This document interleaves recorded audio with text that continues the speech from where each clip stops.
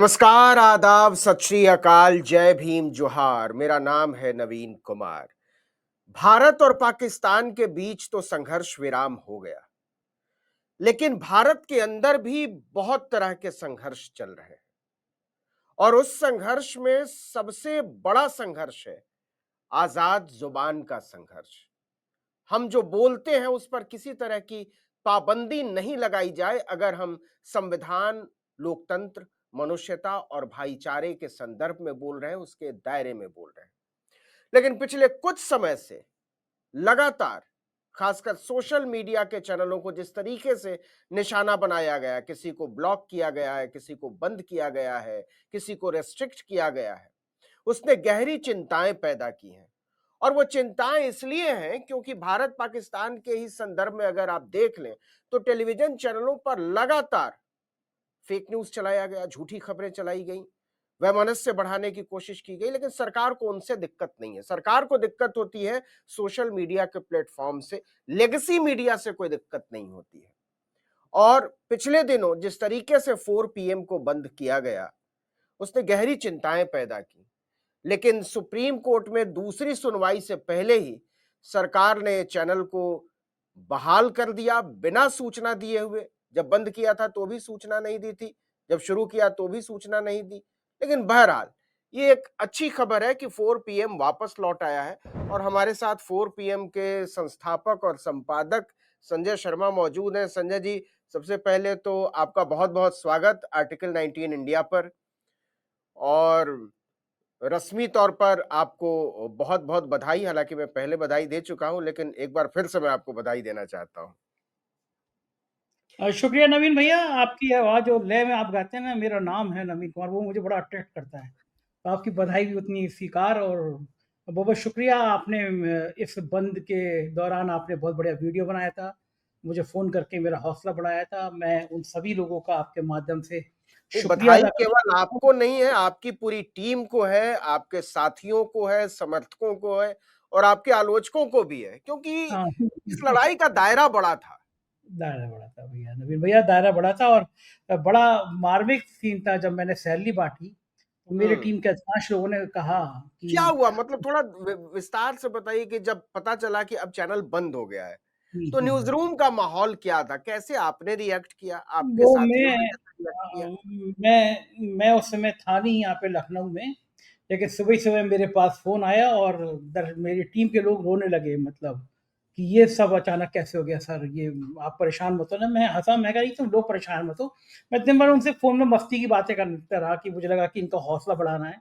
तो सब लोग मुझसे फ़ोन करके कह रहे हैं कि आपको कोई तनाव नहीं हो रहा? तो मैंने कहा, "अरे तनाव क्यों होगा? ज़िंदगी रुकती थोड़ी ना है। हम लोग फिर नए सिरे से खड़े होंगे।" तो मैं जानबूझ के उनसे ऐसे ही मज़ाक कर रहा था दिन भर अपनी टीम के साथ कि उनका कहीं वो परेशान ना हो, उनको थोड़ा-सा तकलीफ़ ना हो। मैंने कहा, हम लोगों को जब-जब रोका जाता है, पिछले कई सालों में ऐसा हुआ है, हम लोग हुँ। उतनी दुगनी ताकत से आगे बढ़े हैं।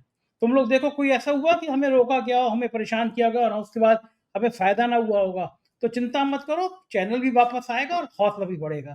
तो टीम मेरी बहुत अच्छी है, मतलब मेरे को फैमिली की तरह है, तो सब लोगों को मैं दिन भर ऐसे बात करता रहा और अंततः हुँ। फिर तो रास्ता लेना ही था, फिर वो रास्ता लिया गया नवीन भैया। और कैसे पता चला कि चैनल बहाल हो गया है और तब क्या प्रतिक्रिया हुई? वो भी मेरी टीम के एक सदस्य ने आज जैसे ही बैठे-बैठे नेशनल खोला तो उसमें वीडियो आ रहे हुँ। थे। बड़ा चहकते हुए मेरे यहाँ की टीम के लोगों ने मुझे फ़ोन किया, जल्दी से सर, जल्दी से आइए ऑफ़िस में, और वो जो है अपना चैनल बहाल हो गया है। और बस मैंने क देखा तो मैंने सबसे पहले मेल खोल के देखा कि भाई मेल आया होगा यूट्यूब से कि आपका चैनल हुँ। खुल गया है। तो बंद करते समय तो मेल आया था उनका कि भई भारत सरकार ने कहा है कि नेशनल सिक्योरिटी की वजह से आपका चैनल ब्लॉक किया जाए, तो ब्लॉक किया जाता है, लेकिन खुलने का कोई मेल नहीं आया। फिर वो जो चैट होती है, हमने यूट्यूब पे चैट करके पूछा भी कि आपने अचानक बंद किया, अचानक खोल दिया। तो यूट्यूब से आया कि इस बारे में यूट्यूब की लीगल टीम से बात करिए, हम इसके बारे में कुछ नहीं बता पाएँगे। लेकिन बहुत मज़े की बात ये, मैंने अपनी पूरी टीम को बता दिया था। जब पहली तारीख हुई थी, जब मैं हुँ। आया था और मैंने टीम दिल्ली से लौट के आया था, तो मैंने अपनी पूरी टीम से कहा था, मैंने कहा इस बात की बहुत संभावना है कि दूसरी सुनवाई, जो 1 हफ्ते बाद होनी है, उससे पहले सरकार खुद हमारा चैनल खोल दे, क्योंकि सरकार के पास ऐसा कोई भी वीडियो नहीं है जो ये साबित करे कि हमने देश के खिलाफ बोला है। भारत हमारे रग में, हमारी धड़कनों में बसता है, हम सोच भी नहीं सकते कि हम कोई वीडियो ऐसा बोलेंगे जो भारत की राष्ट्रीय सुरक्षा को खतरा पहुँचा दे। तो मैंने कहा ये भारत सरकार ने बहुत बचपने में कार्रवाई कर दी कि बैठ के कि हुँ, साहब चैनल को बंद कर दो, चैनल हुँ, बंद हो गया। तो उनको दर्द हुँ, ज़्यादा था चैनल से, लेकिन दूसरी सुनवाई से पहले मैंने अपनी टीम को बता दिया था, एडवांस में बता दिया था कि संभावना बहुत बड़ी है कि हुँ, सुप्रीम कोर्ट में जाएँ ये और सुप्रीम कोर्ट इनको फटकारे कि आप इस तरह कैसे गैरकानूनी काम कर सकते हो, और फिर सुप्रीम कोर्ट कोई अगर कोई आदेश देता वो नज़ीर बन जाती। एक अध्याय होता। आप कभी-कभी किसी भी आदमी का बंद करने जाता कोई चैनल, तो एक हुँ, मुकदमे में लिखा जाता संजय शर्मा बनाम भारत सरकार में सुप्रीम कोर्ट ने ये फैसला दिया था। और मुझे लगता है कि सरकार वो ये लाइन चाहती नहीं थी मेरे मामले में कि सुप्रीम कोर्ट में कोई कोर्ट किया जाए, कोई नज़ीर बन जाए, जिससे बाकी कभी किसी का चैनल बंद हो तो इसकी नज़ीर बन जाएगी तो ज़्यादा खतरा हो जाएगा। तो पहले ही खोल दो और एफिडेविट लगा देंगे कि साहब हमने जो आपने कहा था, इन्होंने कहा हमने चैनल खोल लेकिन दिया। आपकी समझ में संजय जी, चैनल क्यों बंद किया गया? मतलब क्या वजह रही होगी? अगर नेशनल सिक्योरिटी आप कह रहे हैं कि नहीं था इश्यू, तो क्या मामला रहा होगा? क्यों सरकार ने ये कदम उठाया? देखिए, अगर नेशनल सिक्योरिटी का कोई मामला होता तो सबसे पहले मुझे नोटिस दिया जाता, मुझसे कहा जाता। मेरे हुँ, खिलाफ प्राथमिक सूचना दर्ज की जाती कि भई नेशनल सिक्योरिटी का मैंने उल्लंघन किया। लेकिन हम तो अच्छी तरह से जानते थे हमारा एक शब्द नहीं निकल सकता ऐसा जो देश की सुरक्षा को खतरा हो। हम तो पहलगाम हत्याकांड के बाद हम आतंकी हमले के बाद हम तो ये कह रहे थे कि देश में आतंकी चाहते हैं कि हिंदू-मुसलमान के बीच में झगड़ा रहे। तो तुम लोगों की नैतिकता की का तकाज़ा है, तुम लोगों का देश के प्रति कर्तव्य है कि इस मौके पे हिंदू-मुसलमान को एक रहना है। तो हम तो हुँ, राष्ट्रीयता की बात कर रहे थे। देश को खतरा तो वो लोग पहुँचा रहे थे कि धर्म पूछ के मारा गया, जाति पूछ के नहीं मारा गया। वो तो वो खतरा बढ़ा रहे थे, हम तो नहीं बढ़ा रहे थे। तो कोई मुद्दा नहीं था हुँ। और खोला भी इसीलिए गया होगा कि उनको कि लगा कि सुप्रीम कोर्ट का डंडा है अच्छा, और कमाल असल। की बात ये है हुँ, कि अगर आप गौर करें तो पहली ही प्रेस कॉन्फ्रेंस में एमईए ने कहा कि जो आतंकियों की पूरी ये प्लान्ड साजिश थी कि धार्मिक उन्माद फैले और हुँ, लोग हिंदू मुसलमान आपस में लड़ें और यहाँ कुछ लोग नाम और उनके संस्थान और संगठन का नाम क्या लेना है, वो लगातार उसी लाइन पे चल रहे थे जिस लाइन पर वो चाहते थे बिल्कुल, कि हिंदू बिल्कुल। बनाम मुसलमान हो। तो ये तो क्या आयरॉनिकल है कि सरकार एक तरफ कह रही है कि आतंकवादी ऐसा चाहते थे और आपसे संबंधित लोग भी लगातार उसी लाइन पर चल रहे थे। हम तो जिस दिन से पहलगाम को हमला हुआ, जिस दिन से बंद हुआ 29 तारीख तक, ऐसा कोई वीडियो नहीं है, नॉट ए सिंगल वीडियो, जिसमें हमने ज़िक्र ना किया हो कि देश को बचाना है तो हिंदू-मुसलमान को एक रहना है। हम आतंकियों की विचारधारा का खुलेआम विरोध कर रहे थे। आप सही कह रहे हो। कुछ ऐसे नफ़रती चिंटू थे, जो पत्रकारिता के नाम पे कलंक हैं, वो बैठ के कह रहे थे कि धर्म के नाम पे आग लगा रहे थे। उन्होंने ये किया, उन्होंने वो किया। सबके नाम जानते हैं, सारे लोग चैनल जानते हैं। लेकिन सरकार को समस्या ये थी कि ये जो हिंदू-मुसलमान की एकता का प्रतीक बन रहा है, ये हुँ, भारतीय जनता पार्टी के कुछ नेताओं को भी पसंद नहीं आता ना कि उनका वोट बैंक तो इसी दूरी से बनेगा, इसी गैप से बनेगा। तो उनको समस्या ये लग रही थी कि भाई यूपी उनका एक बड़ा आधार है। हुँ, उत्तर प्रदेश की राजधानी में बैठ के 4 पीएम ऐसी बात करता है। तो उत्तर प्रदेश में ज़्यादा चर्चाएँ होती हैं, माहौल बिगड़ता है। तो एक 4 पीएम को बंद कर दो और मुझे लगता है कि ये टेम्परेचर थर्मामीटर नाप रहे थे। उनको अच्छा। लगता था कि 4 पीएम बंद करेंगे, दिल्ली के किसी पत्रकार पे हाथ डालेंगे, माना तो जाता है दिल्ली तापमान के क्या पत्रकार। आया है?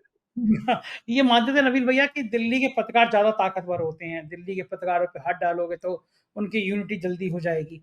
लखनऊ में रहता है आदमी, लखनऊ वाले को हाथ डाल दो क्या समस्या है? तो इन्होंने तो नवीन भैया मेरे को प्रयोगशाला बना दिया। सरकार बनने के छठे महीने के बाद मुझे बुला के लालच दिया कि मैंने मना कर दिया। छठे महीने हुँ, बाद फर्जी नाम और पते पे सुप्रीम हुँ, कोर्ट का रूलिंग है, आप फर्जी नाम पते पे कोई शिकायत पे जाँच भी शुरू नहीं कर सकते। एक हुँ, व्यक्ति का नाम और पता दोनों फर्जी कि तोता सिंह सन ऑफ पठानटोला, ऐसा कोई भी नाम हो फर्जी पते पे मेरे खिलाफ आर्थिक अपराध अनुसंधान की जांच सेटअप शुरू कर दी गई। बिना किसी आधार पे एक व्यक्ति ने लिखा कि संजय शर्मा पे अकूत संपत्ति और जांच शुरू कर दी गई। 6 हुँ, इंस्पेक्टर की टीम बना दी गई। हुँ, उसके 1 महीने बाद मेरे ऑफिस पे आके 2 गाड़ियों से हमला हो जाता है, पूरा ऑफिस तोड़ दिया जाता है। अखबार मेरी पत्नी के नाम था, अखबार निकालता हूँ 4 पीएम, एसटीएफ के खिलाफ खबर छपती है, तो एसटीएफ के सबसे ताकतवर अफ़सर और चर्चित अफ़सर अमिताभ यश, वो मेरे और मेरी पत्नी दोनों पे मुकदमा कर देते हैं, क्रिमिनल डिफर्मेशन का। मैं कहता भी हूँ माफिया भी कमर के नीचे बाहर नहीं करते, पत्नियों का नाम नहीं लेते, लेकिन काबिल आदमी हैं, बड़े बड़े अफसर हैं, भारी अफसर हैं, तो उन्होंने कर दिया। संजय सिंह मेरे ऑफिस में आए, मैंने उनका इंटरव्यू किया। उत्तर प्रदेश हुँ, में 500 पत्रकारों को सरकारी मकान मिलते हैं, मुझे भी मिला। संजय सिंह का इंटरव्यू वायरल हुआ, अगले दिन 100 पुलिस वाले आके मेरा मकान खाली कर दिया। मेरे अखबार को 7-8 सालों में 1 रुपए का भी विज्ञापन नहीं मिला। मैं मान्यता प्राप्त पत्रकार एसोसिएशन का वाइस प्रेसिडेंट था, मेरी मान्यता खत्म कर दी। उत्तर प्रदेश में आप तो बहुत करीब से जानते हैं, 1000 पत्रकारों को सचिवालय पास मिले होंगे। कुछ लोग तो ऐसे भी हैं जिनका जो ठेला लगाते हैं, सब्जी बेचते हैं, उनको भी सचिवालय पास है। मेरे पास सचिवालय पास भी नहीं है, कोई विज्ञापन नहीं है। तो मेरे पास जितने प्रयोगशाला हो सकती थी, मेरी उतनी प्रयोगशाला की गई। कुंभ में अभी रिपोर्टिंग करी मैंने, सबसे पहले दिखाई कुंभ में, मेरा क्षितिज खान मेरा रिपोर्टर था, मौजूद था। हमने सबसे पहले दिखाया कि वहाँ पे लाशें कैसे 30 आई हैं। कुंभ मेले के बाद मेरी जानकारी में आया, मुख्यमंत्री जी, आप परम आदरणीय मुख्यमंत्री जी, ईडी को, केंद्र सरकार को 3 चिट्ठी भेज चुके हैं, मेरे खिलाफ ईडी की जाँच करा ली जाए। अब मेरा बस चैनल बंद हो गया। तो मैं तो कहता हूँ मेरे को इन्होंने लैबोरेटरी बना रखा है कि हर बार प्रयोग। तो क्या लगता है कि योगी सरकार पीछे पड़ी है या मोदी सरकार पीछे पड़ी है? मैं तो वैसा वाला होगा, गाँव की जोरू सबकी भौजाई, कभी कोई इधर से आके कर देता है, कभी कोई इधर से आके कर देता है। कभी योगी जी चिट्ठी भेज देते हैं, कभी मोदी जी चिट्ठी भेज देते हैं यूट्यूब को। इन लोगों की आँखों में ये अखर रहा है कि मेरा शायद लखनऊ में बैठ के काम करना इनको ज़्यादा अखर रहा है। उनको लग रहा है कि यूपी का एक पत्रकार जो काबू में नहीं आ पा रहा हमारे, हुँ, तो उनकी शान रखती है ना कि ये एसटीएफ से भी नहीं डर रहा, ये हमारी पुलिस से भी नहीं डर रहा, हमारे सारे हुँ, इतने हमले जाँच है उससे भी नहीं डर रहा। और यूपी में बहुत पॉपुलर होता चला जा रहा है, 4 यूपी भी बन गया हमारा। तो वो हुँ, मैंने कहा ना, वो प्रयोग करके देखना चाह रहे थे। उन्हें अंदाज़ा नहीं था कि जब लखनऊ में बैठे संजय शर्मा पे कार्रवाई खड़ी होगी तो संजय शर्मा से ज़्यादा नवीन कुमार लड़ने आ जाएँगे, रवीश कुमार लड़ने आ जाएँगे, बाकी सारे यूट्यूबर्स चैनल इकट्ठे हो जाएँगे हम लोग। सारे अखबार, बड़े-बड़े एजेंसियाँ जो जो सेकुलर हैं, जो दमखतारी से सरकार से सवाल पूछती हैं, वो सब एक मंच पे आ जाएँगे। Press club, editor guild of India, ये सब एक फोरम में आ जाएँगे। तो इन्होंने तो और मेरे ख्याल से हाथ जला लिए अपने इन्होंने, जो एकता कभी हुई नहीं हुँ, थी। वो एकता हुँ, पहली बार, मैं सबका आभार व्यक्त करूँगा हाथ जोड़ के, कि वो सब इस तरह से 4 पीएम के संग आके खड़े हो गए, मुझसे भी ज़्यादा खड़े हो गए। भड़ास वाले यशवंत सिंह, उन्होंने तो लाइन लगा दी यशवंत ने अपनी वेबसाइट पे। तो मेरे हुँ। से ज़्यादा खड़े हो गए, जैसे चैनल मुझसे ज़्यादा उनका हो।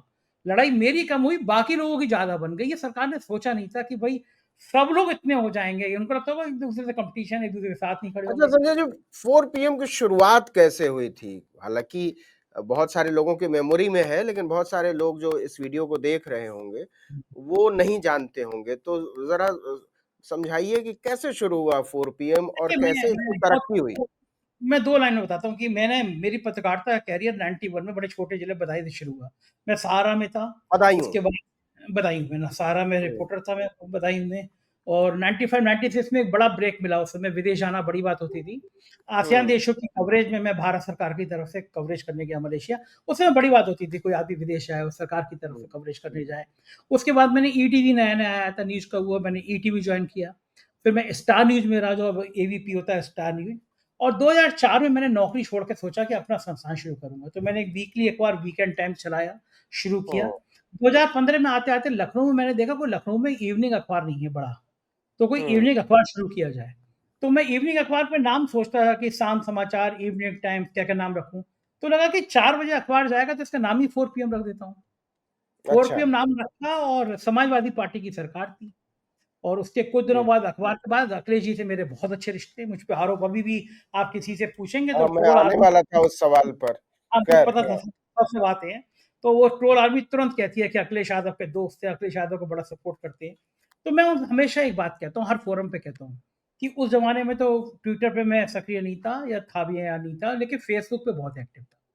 तो हुँ, जो अखबार छपता था मेरा, वो फेसबुक पे छपता था।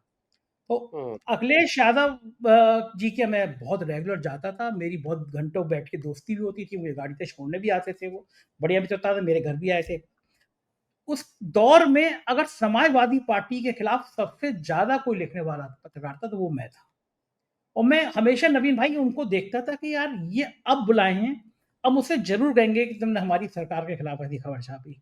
हेडिंग पता है क्या लगते थे? डीजीपी थे हुँ, एके जैन। उनने एक क्रिमिनल के सपोर्ट में लेटर लिख दिया था, लेटर मुझे मिल गया। मैंने हेडिंग लगाई थी, डीजीपी बिकता है बोलो खरीदोगे? फुल पेज हुँ, स्टोरी। ये क्या अपने डीजीपी खड़े हो गए गुंडों के साथ, full page story. Cabinet minister Pandit Singh ji ने गाली बक दी एक आदमी को, उनकी गालियां फुल पेज पे। गायत्री प्रजापति खनन मंत्री जेल में, तो उसके बहुत बड़ा कारण 4 PM। हर तीसरे दिन गायत्री प्रजापति की खबर है कि ये क्या हो रहा है सरकार में। जब मुझे इस सरकार बदली और एक बड़े अफसर ने बुलाया 6 महीने बाद और कहा बाबा नाराज है, उसको लगता है तुम अखिलेश जी के आदमी हो, हर साल 10 करोड़ रुपए दे देंगे, विज्ञापन बहुत है, बजट बहुत है, ये तुम मत छापो। उनको लगता है अखिलेश जी के आदमी। तो मैंने उनको कटिंग की फाइल लेके गया था। मैंने कहा हम्म। सूचना विभाग में अखबार जमा होता है, ये कटिंग देख लीजिए और मुझसे शपथ पत्र ले लीजिए, अगर समाजवादी पार्टी की सरकार में मुझसे ज्यादा समाजवादी पार्टी के खिलाफ किसी ने लिखा हो तो मैं कल अखबार बंद कर दूंगा। अखिलेश जी ने मेरे एक इंटरव्यू में कहा कि जब आप हम्म। छापते थे तो अफसर लेकर आते थे हमारे पास अखबार की, देखिए ये संजय शर्मा आपके संग बैठते हैं और आपके खिलाफ खबर लिखते हैं।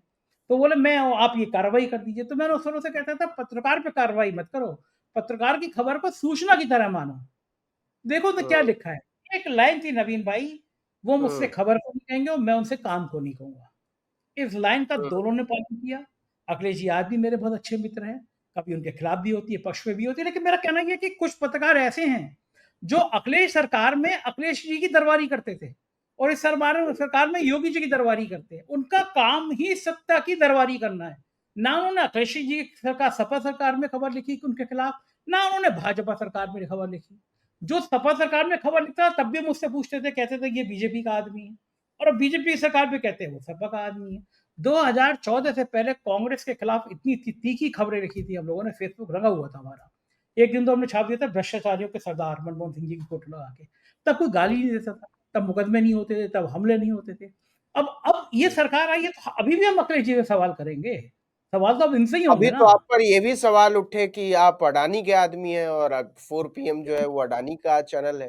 वो जो है बड़े बड़े बखूबी तरह से, मतलब शायद ही कोई बचा जिसने इस विषय पे विमर्श नहीं किया। वो जो इंटरव्यू था जिसमें मुझसे ये कहा गया कि मैंने उस इंटरव्यू में ये कहा कि जो अडानी पे सवाल उठाएंगे वो देश विरोधी हैं, ये कहा गया, इसी के आधार पे मेरा विरोध शुरू किया गया। मैंने अपने हुँ। चैनल पे कहा उस पूरे इंटरव्यू में अगर मैंने ये कहीं लाइन कही हो कि जो अडानी पर सवाल करेंगे, जो अडानी की जो पत्रकार अडानी के सवाल उठाएंगे वो देश द्रोही हैं, तो मैं क्षमा मांग लूँ। मैंने कहीं नहीं कहा ये बात। मेरे मन में आया कि एक खबर आई, उस खबर के आधार पे खबर गलत थी, शेयर मार्केट नीचे आया। जिन्होंने लाख 2 लाख के शेयर ले रखे थे वो डूब गए। मैंने उसमें कहा था कि बार-बार मार्केट कौन डिपेंड करता है ये चेक करना चाहिए। मैंने उसमें कहा था अंबानी, अडानी अगर दुनिया के सबसे बड़े आदमी हो जाएँगे तो मुझे अच्छा लगेगा। मैं भारत में उनकी नीतियों पे सवाल करूँगा, लेकिन भारत का कोई आदमी दुनिया का नंबर 1 बनेगा तो मुझे अच्छा लगेगा। तो उसपे बहुत बड़ी चर्चा शुरू हो गई। अब तो जिन्होंने मुझ पे आरोप लगाया तो उन्होंने खुद एक दिन वीडियो में कहा कि मैं अडानी जी के साथ खाना खाकर चाय पी के आया हूँ। तो बहुत अच्छी बात है, वो भी पिया जो मुझ पे आरोप लगा रहे थे। तो पिया कि सवाल नहीं ये पिया? सवाल ये है कि जिस दिन ये वीडियो हुआ, हुँ। नवीन भाई, उसी दिन उस वीडियो के होने के 2 घंटे बाद मेरे चैनल पे अडानी के खिलाफ 5 खबरें थी। मेरे यहाँ हुँ। कई कई लोग हैं, मेरे राज्यों के लोग हैं, मध्य प्रदेश का चैनल अलग, बिहार का अलग, उत्तर प्रदेश में कई लोग चैनल अलग, एंकर हैं, रिपोर्टर हैं।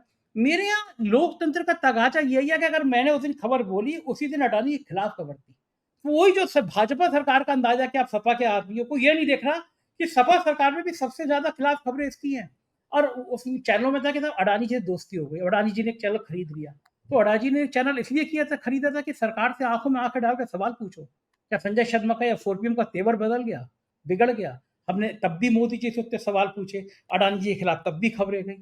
तो एक एक माहौल है। कुछ लोग हमारे साथ ही है, उनको लगता है ना कि थ्री इडियट का डायलॉग है ना, दोस्त फेल हो जाए बुरा लगता है, दोस्त टॉप कर ले तो और बुरा लगता है। 4PM लगातार नंबर 1 आ गया तो हो सकता है थोड़े लोगों को खराब लग रहा हो, बन हो रहा हो, लेकिन मेरी टीम इतनी अच्छी है, मैं अकेला, मेरे बस की बात नहीं है इतनी व्यूअरशिप लाना। कितनी बड़ी टीम टीम है संजय जी आपकी? मेरा लगभग 80 से 90 लोग काम करते हैं नवीन भाई। अच्छा। सबको सबको आप कभी पूछ लीजिएगा व्यक्तिगत, मैंने हुँ। कभी किसी के यूट्यूब के वीडियो को रोका नहीं है। किसी का मन हुआ अखिलेश के खिलाफ बोलने का, वो अखिलेश के खिलाफ बोलता है। मेरी कोई संपादक वाली लाइन नहीं है। किसी का मन होगा अंबानी के खिलाफ, अंबानी के खिलाफ बनाएगा, किसी का मन होगा अडानी के खिलाफ, अडानी के खिलाफ। एक लाइन है केवल मेरे यहाँ कि जाति और धर्म के मुद्दों पे आप प्रचार नहीं करेंगे। जाति तोड़ना है और धर्म के नाम पर नफरत खत्म करना है। ये लाइन है सिर्फ। इस लाइन के अलावा आपको जिसकी बल्कि होगी देनी, आप होगी देनी। मैं अपने किसी एंकर को, किसी रिपोर्टर को नहीं रोकता। जो मेरे काम करते हैं वो इस बात को अच्छी तरह जानते हैं। मैं देखता भी नहीं यार, तुम्हें जो बोलना है, जो लिखना है बोलो, इस संविधान के दायरे में बोलो। हुँ। लोकतंत्र के दायरे में बोलो और फिर बोलो। तो इसीलिए अब टीम जो आज आज का क्या माहौल है आपके आज तो वही दफ्तर सबसे का? पहले जो हुआ जैसे ही पता चला तुरंत मेरा जो छोटे भाई जैसा मेरा वीडियो एडिटर है मेरे साथ बहुत सालों से योगेश, उसने फटाफट बेसन के लड्डू मँगाए गए, फिर समोसे आए, फिर पार्टी हुई और उसी देर में थोड़ी देर को लाइट चली गई थी वरना सब इतना भयंकर डांस कर रहे थे, ढोल-वोल बज मिल जाता, तो सब आज काम छोड़कर ढोल बजा रहे होते। तो सब बच्चे सबकी टीम इतनी खुश थी, इतनी प्रफुल्लित थी और नवीन जी मैं घमंड के साथ कह सकता हूँ, शायद मेरे को चैनल इतना बड़ा होने का घमंड नहीं है लेकिन ये बात का घमंड है कि शायद ही देश में किसी भी संस्थान की टीम इतनी बेहतर हो। मैंने आँखों मेरी नम हो गई जब मैंने सैलरी वाला दिन था, मैंने सैलरी दी। मेरी टीम ने मुझसे कहा कि इस महीने की सैलरी नहीं लेंगे हम, चैनल बंद है, पैसा नहीं लेंगे। मेरे यहाँ नागपुर में राजीव रंजन मेरे साथ शो करते हैं, नागपुर में गई उनके पास जो हमारा हेड है, उनका मैसेज आया कि संजय जी अपना अकाउंट नंबर दीजिए, चैनल बंद है, पैसा नहीं लेंगे। ये ये हुँ, ये ये जो है ना, ये भूत अनुभूति मैंने कहा भाई अब है दे रहा हूँ, नहीं होगा तो बिल्कुल नहीं दूँगा। तो हमारी हुँ, टीम शरह खा के लड़ने वाले और 2 महीने 3 महीने बोला हमारा यूपी खुला है 4 पीएम यूपी में उसमें काम करेंगे, सैलरी नहीं लेंगे। तो ये जज़्बा जो 4 पीएम का बना है नवीन भाई वो अद्भुत है। एक परिवार खड़ा हो गया है। परिवार के हुँ, लोग खड़े हुए हैं जो शिद्दत के साथ लड़ते हैं, भिड़ते हैं और इस दौर में तो मैं एक दिन मज़े-मज़े में मैंने ट्वीट कर दिया बाद में मेरे वकील साहब मुझसे नाराज़ हो रहे थे। हैदर भाई है बहुत अच्छे वकील हैं। उन्होंने हुँ। मुझसे कहा कि ये कर क्या रहे हो तुम? मैंने जुझारू तुम ये वकील हैं हैदर भाई। बहुत ही यार योद्धा आदमी है मतलब भयंकर योद्धा आदमी है हैदर भाई। तो मुझसे उनको बोला ये मेरा तुम क्या सलाम कहिएगा। बिल्कुल, बिल्कुल नवीन भाई बहुत लड़ाई में साथ देते हैं। मुझसे कह रहे हो तुम कर क्या रहे हो? मैंने ट्वीट कर दिया कि इतनी प्रसिद्धि तो मैं 20-30 करोड़ रुपए खर्च करता ना, तो भी मुझे हुँ। इतनी ब्रांडिंग नहीं मिलती और प्रधानमंत्री जी, हर साल मैं प्रधानमंत्री सहायता कोष में 10 लाख रुपए डोनेट करूँगा और मेरा चैनल हर साल बंद कर दो। और नवीन भाई वाक़ई में मतलब इतना आप जैसे भाइयों का साथ मिला, कपिल सिब्बल साहब, मतलब मेरे तो हुँ, सपने में थे कभी उनके पास मिल पाऊँ, जान पाऊँ। कपिल सिब्बल साहब ने इतने प्यार के संग बिठाया, इतने शान से बातें करी और मैं तो गदगद हो गया, मुझसे बोले मैं तुम्हारा इंटरव्यू करूँगा। मैं सोच नहीं सकता था कि इस मुद्दे पे कपिल सिब्बल जैसा एक बड़ा आदमी वो मेरा इंटरव्यू करेगा। तो इस बंदी ने एक इतनी बड़ी दुनिया मेरी तैयार कर दी, मैं कभी सोचता नहीं था और वाक़ई में ये 29 तारीख से और आज तक जो ये बंद रहा, ये मेरे जीवन हुँ। का सबसे सुनहरा दिन था।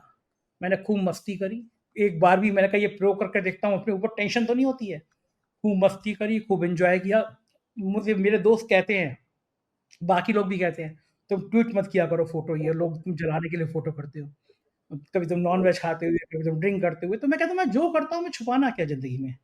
जो करता हूँ, अपने लिए करता हूँ। अब मेरी एथिक्स कहते हैं कि जो करो, वो कोई ऐसा काम ही मत करो जो छुपाना पड़े।" तो मैंने फुल लेकिन मस्ती करी। मुकदमा तो अभी चलता रहेगा। क्या मुकदमा रणनीति है आपकी? मुकदमा चलता रहेगा, 13 तारीख को हम सुप्रीम कोर्ट में जाएँगे। ने हुँ, नेचुरली सरकार कहेगी चेहरा तो खुल गया लेकिन हमारा अभी हम और वकीलों से मंत्रणा करेंगे जो फौरी तौर पे मेरी हैदर भाई से बात हुई वो ये हुई कि हम ये कहेंगे कि यूट्यूब इस बात का शपथ पत्र दे कि भविष्य में इस तरह बिना नोटिस के कोई चैनल बंद नहीं किया जाएगा। ऐसा नहीं होगा कि सुबह आपका मेरा है, आपका चैनल बंद। आप हमें नोटिस दीजिए, हमारी बात सुनिए, हमें बताइए हमने क्या गलती करी है, हम अपनी बात कहेंगे। उसके आधार पे उसके बाद नहीं में आप बंद यूट्यूब कर तो दें। फिर कहेगा कि हम तो सरकारी गाइडलाइन से चलते हैं, हम उसको नहीं डिफाई कर सकते। तो आप यूट्यूब कहेगा तो हम सरकार की तरफ से ये बाध्यता लेंगे, सरकार भी पार्टी है ना, हम सुप्रीम कोर्ट से कहेंगे सरकार को भी ये बाध्य करिए, कि आप सीधे यूट्यूब को लिखने की जगह जिसका चैनल है उसको तो लिखिए। सरकार ने हमें तो लिखा होता कि ये 4 पीएम के 3 वीडियो हैं जो नेशनल सिक्योरिटी के खिलाफ हैं। अगर हम उन वीडियो को नहीं हटाते, हम उनको ब्लॉक नहीं करते तो सरकार का राइट था वो यूट्यूब को लिखती, है ना? हमसे हुँ, तो पूछो, हमें तो बताओ। हम तो अभी भी कहते हैं हमारे कोई लड़ाई थोड़ी ना है सरकार से, हम कोई सरकार के खिलाफ थोड़ी ना है। सरकार की नीतियों के खिलाफ है। सरकार को लगता है सर कि ये 3 वीडियो हैं जो देश के लिए नुकसान हो सकते हैं। 1 सेकंड नहीं लगाएँगे हम हटाने में अगर ऐसा कोई वीडियो होगा तो। हुँ। पहली बात तो हमें यकीन है ऐसा कोई वीडियो होगा ही नहीं। लेकिन होता भी है सरकार बताती है हम 1 सेकंड नहीं लगाएँगे। पूछो तो उनसे। बिना पूछे सीधे यूट्यूब को बोल दे रहे हो, ट्रम्प चचा को लिख दे रहे हो, ये तो ठीक बात नहीं है ना।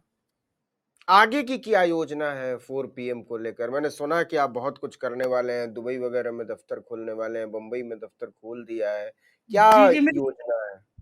देखिए मेरे पास बहुत सारे जगह से ऑफ़र आते हैं। जैसे हुँ, मेरे पास लंदन से बहुत प्रेशर है मेरे ऊपर। प्रेशर प्यार वाला प्रेशर है और साहब एक साहब हैं वो पीछे पड़े हुए हैं, बहुत अच्छे इंसान हैं कि हम आपको ऑफ़िस देंगे और पूरा हमारी तरफ से आप 4 PM London join 4 PM Europe कर दीजिए लॉन्च। इसी तरह हुँ, मैं अभी दुबई गया था, वहाँ पे 4 पीएम में मुझे एक फ़िल्म फेयर था और एक मुशायरा था, उसमें जो उन्होंने स्पेशल गेस्ट बनाया। मुझे उम्मीद नहीं थी नवीन भाई, 3 दिन के लिए गया था, कपड़े भी 3 दिन के लेके गया था। एक आसिफ भाई हैं दुबई में, उनका बहुत बढ़िया कपड़ों का शोरूम है। बहुत मज़ेदार हुँ, वाक़या, आपको 3 मिनट का 4 मिनट का मुझे वाक़या हाँ, कहूँगा, बहुत मज़ेदार है। जब पता चला कि वो हिंदुस्तान के हैं, तो मैं गया उनके पास में, सोचा 1-2 शर्ट तो सिलवा लूँ। थोड़ा मोटा हूँ, फिटिंग वाली शर्टें आती नहीं, सिलवा लेता हूँ। मैं कहा चलो सिलवाता हूँ। तो जब मैं गया उन्होंने मुझे शर्ट दिखाई, तो मैंने 2 शर्टें, 1 जैकेट और 1 पैंट, मैंने इतने कपड़े निकलवा लिए कि मैं कहा ये सिल दीजिए कपड़े। उन्होंने बहुत स्वागत किया, वो 4 पीएम देखते थे, 4 पीएम के दीवाने थे आसिफ भाई बहुत ज़्यादा। चाय मँगाई, बढ़िया सी पेटीज़ मँगाई उन्होंने वहाँ पे। मुझे पेटीज़ बड़ी पसंद है, मिल नहीं रही थी, दुबई में पता नहीं उन्होंने कहाँ से मँगा दी। इस बीच हुँ, में एक रशियन आदमी था, शायद वो आया। उसने हुँ, मेरा कपड़ा थान बाहर रखा होता है ना, उसने भी छुआ। बोला दिस करके उसने ऐसे करीब 8-10 सूट निकलवा लिए। सूट कट गए, इतने में हमारी चाय आ रही थी, वहीं खड़े हुए बातें कर रहे थे। उसका बिल बनने का नंबर आया। तो उसका जो सबसे सस्ता सूट था वो 7 लाख रुपए का था। यानी अच्छा, उनका बिल जो 10 सूट थे वो 80-80 लाख के हो गए। अब नवीन भाई मेरी धड़कन तेज़ हो गई। मैं कहा यार ये कपड़े जो मेरे 2 शर्ट के कपड़े, उन्होंने उसने बताया कि ये कपड़ा सीधा इटली का है, बड़ा सॉफ्ट है, हुँ, ये कपड़ा मिलता ही नहीं है हिंदुस्तान में कहीं। तो मुझे लगा कपड़ा तो बहुत अच्छा था। तो मैं कहा यार ये मेरा बिल भी अब 3-4 लाख रुपए का होगा। और नवीन भाई हुँ, मेरी धड़कन बढ़ रही, मैं कहा यार ये बड़ी-बड़ी टिकी, अब कपड़े कट भी गए हैं, मना भी नहीं कर सकता। खैर मैंने बड़े हुँ। चाय बड़ी मुझे कड़वी लगने लगी, चाय पी। फिर मैंने कहा कि भाई मैं सर मेरा बिल। बोले क्या शर्मिंदा करे संजय भाई, आप आ गए और यहाँ पे हमारी दुकान पे हम इसी बात से भी बोलते बिल लेंगे आपसे। मैं उनको कार्ड देके पीछे पड़ा रहा, उन्होंने कसम खिलाई और 1 रुपया नहीं लिया सिर्फ।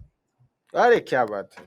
तो मुझे लगा यार क्या प्यार है, क्या अनुभूति है, मतलब इतने इतने बड़े लोग जो मुझे खाने पे बुला रहे हैं ये और इस इस दीवानी इस इस लोग। मामले में ऑन अ लाइटर नोट कि मोदी जी नौलक्खा सूट पहनते हैं और अब कुछ दिनों के बाद आपको नौलक्खे शर्ट में देखेंगे हम जब लोग। जब मैंने कहा ना नवीन भाई, मैंने लिखा ना कि नवीन भाई मैंने लिखा ना, तो एक जने ने लिखा, मैंने लिखा हाँ। कि ये साहब मेरे कपड़े भी 6-7 लाख के हो गए, तो एक ने कमेंट किया कि आप थोड़ा ही पीछे रह गए, मोदी जी का 10 लाख। तो मैंने उनको लिखा कमेंट में, आपने सिलाई नहीं जोड़ी, सिलाई जोड़ लेते तो ये भी 10 लाख का हो जाता। ये भी हो जाता। और इतना हुँ, बढ़िया ना वहाँ पे टुंडे कबाब लखनऊ के, उन्होंने एक शाहिद भाई, उन्होंने वहाँ फ्रेंचाइज़ी ले रखी है। वहाँ हुँ, बुलाया तो वहाँ, तो इस तरह के शाहिद भाई की टीम पूरी वहाँ पे बड़े वेलकम करने में। तो इस तरह के जब विचार सामने आते हैं तो मुझे लगता है कि 4 पीएम का विस्तार और होना चाहिए दुनिया में। संजय और जी अब ये तो एक ये जो नवीन भाई ये जो घटना हुई है ना, ये अचानक हाँ, चैनल सुबह बंद कर देना और उसके हुँ, बाद में ऐसा कर देना, तो मुझे लगता है कि अब दुनिया के कुछ और देशों में भी मुझे 4 पीएम लॉन्च करना चाहिए। कम से कम हिंदुस्तान में बंद हो तो बाकी जगह पे ऑफ़िस खुले बम्बई रहने में चाहिए। तो शायद आपने ऑफ़िस खोल लिया अपना? मुंबई में बहुत शानदार शख्स मेरे मुझे मिले, अविनाश दास जी, और मेरी ज़िंदगी में जो बेहतरीन शख्स में शामिल हैं वो। तो ये हुआ कि हुँ, कुछ बॉलीवुड में मुझे संजय राउत जी का ऑफ़िस में गया इंटरव्यू करने के लिए, और चाँस की हुँ, बात है अविनाश दास जी मेरे साथ थे, तो उन्होंने कहा कि संजय यहाँ पे 4 पीएम, हर चौथा आदमी आके 4 पीएम के बारे में बात करता है। फिर गूगल जो रिकॉर्ड दिखाता है उसमें दिखता है तो यूपी के बाद सबसे ज़्यादा व्यूअरशिप महाराष्ट्र में ही है। महाराष्ट्र के हैं। हम लोगों ने जुहू में बहुत सुंदर सा ऑफिस खोल लिया, 4 पीएम बॉलीवुड, 4 पीएम म्यूजिक का। वो डायरेक्टर साहब हैं, मैं उनकी आजकल बड़ी चमचगिरी करता हूँ कि मुझे कुछ डायरेक्शन भी सिखा दें, मेरा बड़ा मन है। तो मैंने उनको थोड़ा बहुत मैनेज कर लिया है कि मुझे वो डायरेक्शन भी सिखाएँगे पिक्चर का। तो मैं मेरा हुँ, बॉलीवुड मुझे बहुत अच्छा लगता है, तो मैं कुछ दिन में सीखूँगा उनसे कि डायरेक्शन कैसे होता है, फिर एक पिक्चर विक्चर भी बनाई जाएगी। एक सवाल संजय जी अब वो क्या लगता है कि टेलीविज़न जिस तरीके से चल रहा है, जिस तरीके से उसकी विश्वसनीयता गिरी है, साख गिरी है, क्या भविष्य है टेलीविज़न जर्नलिज़्म का भारत में दिखाई दे रहा है? मुझे लगता है कि ये लोग गलत कहते हैं टेलीविज़न नहीं देखते, मैं तो जितनी जगह सर्वे करता हूँ टेलीविज़न चलते हैं सब जगह। मैंने कहीं हुँ, ऐसे घर नहीं है जहाँ टेलीविज़न चलते हुए नहीं देखा, या लेकिन उन चैनलों पे मैंने न्यूज़ चलते हुए नहीं देखी। टेलीविज़न भविष्य है ओटीटी का, तो हुँ, उसपे साथ भी कभी बहुती, साजिश, ये सब चलते हैं, अब न्यूज़ नहीं चलती। तो मुझे लगता है न्यूज़ के नाम पे जो इंडस्ट्री खड़ी की गई थी, जैसे मैं हुँ, अभी मतलब मैं आपको कल सीज़ फायर का उदाहरण बताता हूँ। सीज़ फायर हो गया ट्रम्प चचा ने कहा और दोनों जने सीज़ फायर के इकट्ठे हो गए। मैं देख रहा था चैनल पे, सीज़ फायर होने के 3 घंटे बाद हमारे हुँ, प्राइम मिनिस्टर का फ़ोटो लगा के चल रहा था मेरे सामने कि मोदी जी, मोदी है तो मुमकिन है। मोदी ने झुका दिया पाकिस्तान को, पाकिस्तान ने पसीने माँगे, हमारे बम के आगे कट गया का पाकिस्तान। ये चल रहा था, लाइव देख रहा था मैं सीज़ फायर होने के 3 घंटे बाद। अचानक सूचना आने लगी, मेरे पास पहले ही आ गई थी, मैंने पहले ही ट्वीट कर दिया था कि पाकिस्तान ने सीज़ फायर तोड़ दिया है और भारी बमबारी हो रही है जम्मू में। अब क्या करे चैनल? अब चल वो तो चला रहा है, पाकिस्तान काँप गया, गिर गया, मोदी मोदी जी की अब मुसीबत है, वो नहीं चलाएगा, फायरिंग हो रही तो भी उसकी बैंड बजेगी। अचानक वो लाइनें हट गई, मोदी जी है तो मुमकिन है, हट गए, अब चलने लगा कि पाकिस्तान ने थोड़ा सीज़ फायर, भारी भारी मात्रा में गोलीबारी कर रहा है वो। अब आप सोचो उस चैनल की विश्वसनीयता कैसे रह जाएगी? जो 5 मिनट पहले कह रहा है कि मोदी ने पाकिस्तान के पसीने छुड़ा दिए और मोदी ने ये किया, मोदी के डर का सीज़ फायर, 5 मिनट बाद उसको अपनी पूरी खबर हटा के करना तोड़ने चल रहा है कि पाकिस्तान ने सीज़ फायर तोड़ दिया। तो अब ये जो विश्वसनीयता है, उन इस युद्ध तो नहीं था वो, बल्कि एक मोहतरमा पत्रकार ने लिख दिया युद्ध तो नहीं है, लेकिन जो घटनाएँ हो रही थी भारत और पाकिस्तान के बीच में, वो युद्ध में कभी बड़े युद्ध में बदल सकता था। लेकिन क्या चला रहे हैं वो? इस्लामाबाद कब्जे में आ गया, कराची में बम विस्फोट हो गया, तो पीओके भारत में मिल गया, सारे चैनल चला रहे हैं। आप हम्म। कुछ भी चला रहे हो, गाइडलाइन जारी पड़ रही है, ये सायरन वायरन बंद करो भैया। इन गोदी मीडिया के चैनलों को सरकार के जो दुलारे गोदी मीडिया उनको गाइडलाइन जारी करनी पड़े। झूठ मत चलाओ। हम देश के संग पूरी ताकत के साथ खड़े हैं, हर हालत में खड़े हैं, लेकिन झूठ तो मत फैलाओ। कराची अगर ले लिया हो तो सोशल करो। मीडिया पर भी अब जो एक बहुत बड़ी तादाद है कंटेंट क्रिएटर्स की, जो नफरत और घृणा फैला रहे हैं और उनकी अच्छी खासी रीच है। तो क्या हम माने कि जो जनता या आम साधारण जनमानस है, वो वो सांप्रदायिक हुआ है? हाँ, बिल्कुल मान सकता हूँ, क्योंकि दिन-रात उसको इंजेक्शन लगाया गया है कि धर्म के नाम पर नफ़रत फैलानी है, धर्म के नाम पर हिंसा करनी है। तुम मुसलमान हो, तुम हिंदू हो, ये सब माहौल पैदा करने की कोशिश की गई नवीन भाई। और मुझे लगता है ये सब माहौल पैदा नहीं होता, शायद सत्ता प्रतिष्ठानों की दुकानें चलती नहीं। इस माहौल ने हम्म। देश को बहुत नुकसान पहुँचाया है, हमारी गंगा-जमनी तहज़ीब को बहुत नुकसान पहुँचाया है। हम तो बदायूँ हम्म। से यहाँ आते हैं, शकील बदायूँनी का लिखता है वो कि मन तड़पत हरि दर्शन को आज।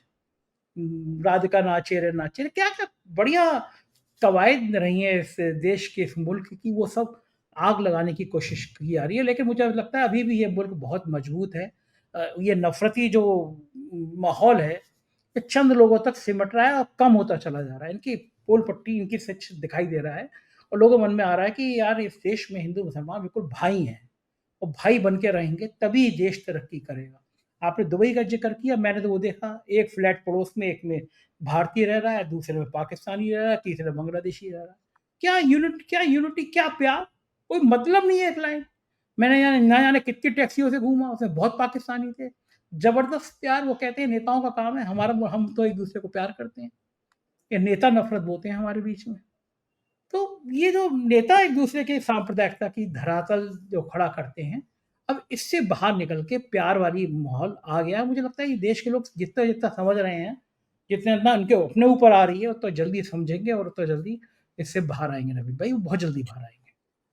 तो हम उम्मीद करें कि ये जो नफ़रत फैलाने की कोशिशें हो रही हैं और टेलीविज़न चैनलों के की तरफ से और या एंकरों की तरफ से, उनके पत्रकारों की तरफ से, और अगर सीधे ही बात करें तो उनके संपादकों और मालिकों की तरफ से, जनतंत्र उसका मुकाबला करेगा, क्योंकि लोकतंत्र एक बड़ी शय है। इसमें किसी टेलीविज़न चैनल, किसी मीडिया संस्थान, किसी मीडिया घराने के मालिक ये तय नहीं कर सकते कि देश कैसे चलेगा। इस देश के नागरिक तय करेंगे और नागरिकता का बोध तय करेगा कि देश कैसे चलेगा, और नागरिकता का वही बोध दुनिया में किसी भी लोकतंत्र को आगे ले जाता है, उसे विश्वसनीय बनाता है। आर्टिकल 19 से बातचीत करने के लिए संजय जी आपका बहुत-बहुत शुक्रिया, और एक बार फिर से 4 पीएम के बहाल होने पर आपको और आपकी पूरी टीम को बहुत-बहुत बधाई। शुक्रिया, शुक्रिया नवीन भाई, आपने बहुत हौसला बढ़ाया। थैंक यू भाई।